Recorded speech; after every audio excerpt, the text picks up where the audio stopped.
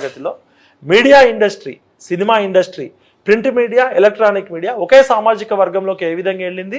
చంద్రబాబు నాయుడు గారు వచ్చినాక ఈ పాలు పెరుగు వ్యవసాయ కుటుంబాల నుంచి రైస్ మిల్లులు వచ్చిన ఈ చిన్న చిన్న వాళ్ళు ఈ 90,000 కోట్ల రూపాయల డబ్బులతోటి ఏ విధంగా గ్లోబలైజేషన్లో కాంట్రాక్ట్లు వెళ్ళరు అనేది ఆమె చేసిన రీసెర్చ్ ఆర్టికల్. ఒక కులానికి వ్యతిరేకం కాదు, ఒక కులానికి అనుకూలం కాదు. ఇప్పుడు మళ్ళీ మార్పు ఎక్కడొచ్చిందంటే కేజీఎఫ్ అంటే మనం సినిమా అనుకుంటాం, లేదా కొంతమంది కోలార్ గోల్డ్ మైన్స్ అనుకుంటాం.